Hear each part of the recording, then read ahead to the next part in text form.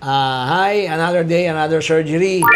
So our cases for today, we have 3 cases. Late po tayo nag-start ngayon kasi meron akong kaninang morning. So our cases for today, yung first po is a silicone rhinoplasty. Second is a Gore-Tex rhinoplasty revision, Gore-Tex rhinoplasty. And the third is a upper blepharoplasty. No? So, yung first case, na-carve ko na yung implant. So, I will decide later kung intraoperative, kung kailangan ng alar trimming. No? Then, yung second case is Gore-Tex rhinoplasty revision kasi may mga threads. No? Yung patient, I hope hindi pa tunaw para I can pull everything out. Kailangan tanggalin yun eh. No? Pero pag tunaw na, we just leave yung natunaw na threads. Kasi pag tinanggal, luminipis masyado yung skin. Hindi po maganda yon. Magkakaroon ng implant show. So, sana po hindi tunaw yung mga threads para I can remove everything. Then yung third case is upper blepharoplasty. No, yung nakahood lang na ganyan. May problem with the lateral vision. So, we have to remove yung skin and yung muscle. So that's it. Another day, another surgery, another day, another watch. So this is a 1989 Submariner two-tone. So ano rin po to, halos vintage na rin kasi 1989 pa. So that's it. See you at the OR.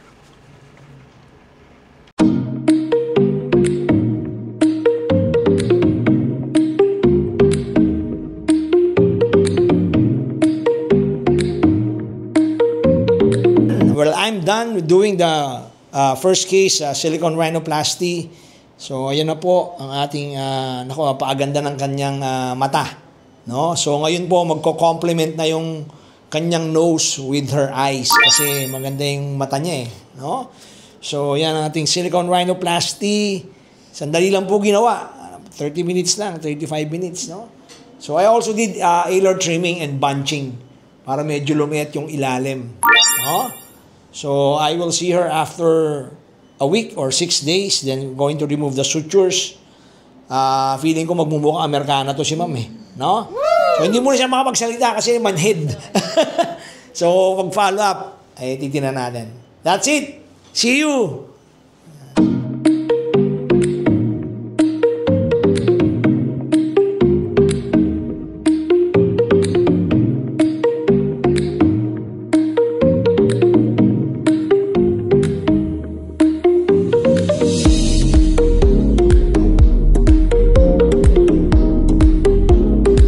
Done with the Gore-Tex rhinoplasty. Actually, this is a revision case because she had thread before, no? Yung naglagay siya ng threads para tumaas yung bridge.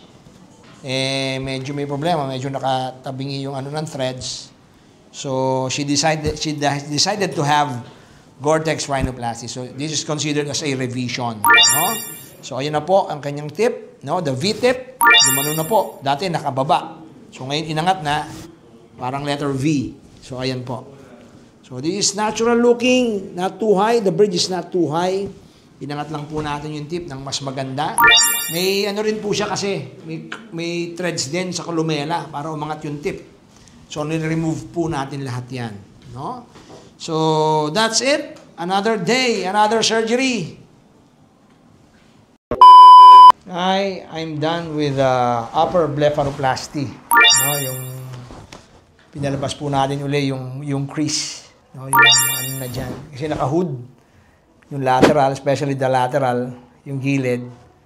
Dahil yan nakaka-apekto yan sa vision, especially on the lateral side of the eye. Pag tumingin sa gilid, di na masyado makikita kasi naka-hood, ganyan. So, binawasan po natin yan. You lifted it up, medyo may lifting effect. Then, nakalabas na po yung form. So, ayan po yan. Another day, another surgery.